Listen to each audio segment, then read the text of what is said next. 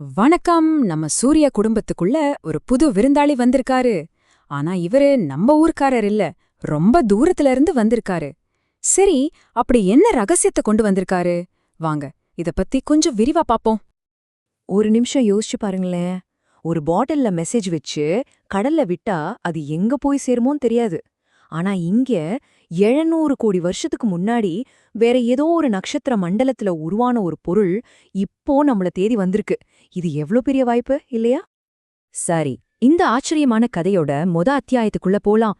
வானத்துல திடீர்னு வந்த இந்த எதிர்பாராத விருந்தாளிய நம்ம விஞ்ஞானிகள் எப்படி கண்டுபிடிச்சாங்கன்னு முதல்ல பார்க்கலாம்.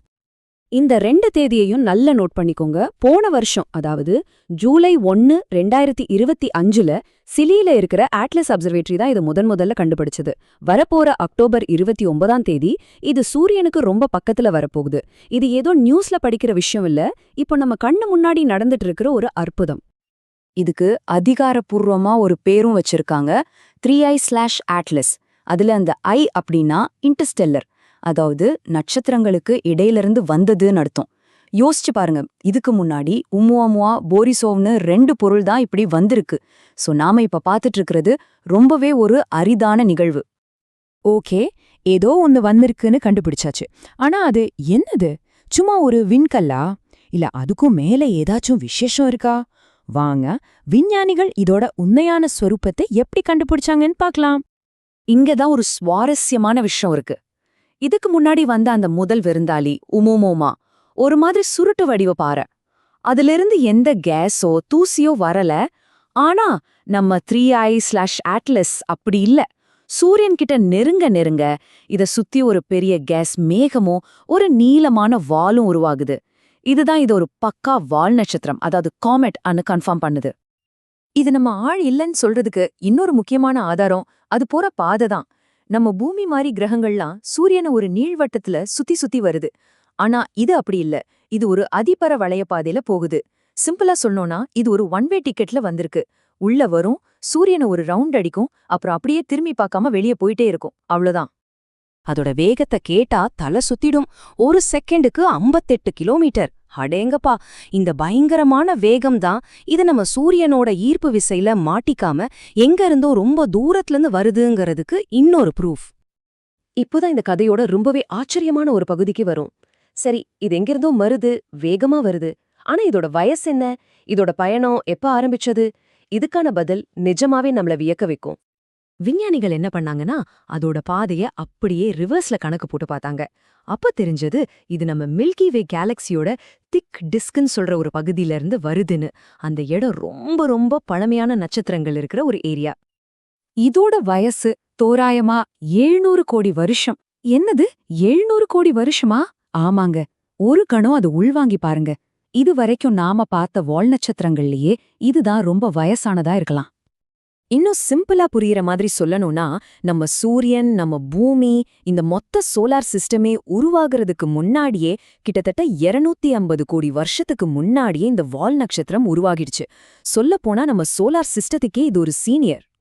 சரி, இவ்ளோ வயசான ஒரு பொருள் சும்மாவா வரும்?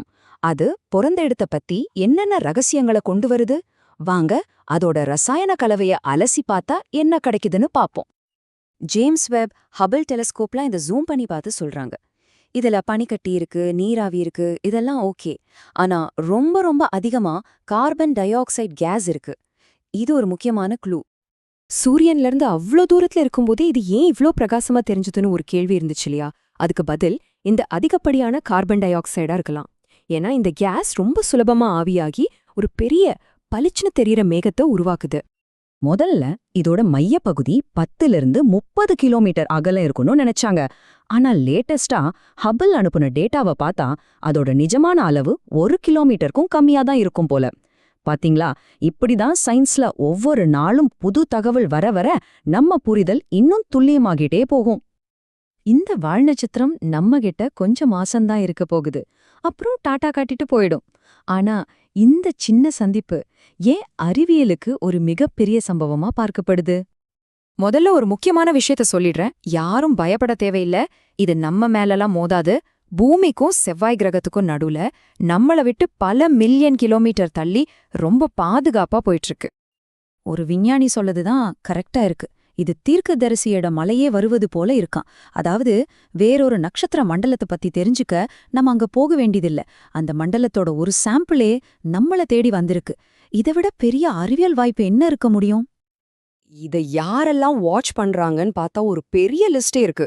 உலகத்தோட பவர்ஃபுல் டெலிஸ்கோப்புகளான ஜேம்ஸ் வெப், ஹபிள் இரண்டும் இதை விடாம பார்த்துட்டு இருக்கு. அது மட்டும் இல்ல, ஏற்கனவே விண்வெளியில இருக்கிற நாசாவோட சைட் மிஷன், ஐரோப்பாவோட ஜூஸ் மிஷன் கூட இதை கவனிக்க சான்ஸ் இருக்கு. இது ஒரு குளோபல் சயின்ஸ் ஈவெண்ட்.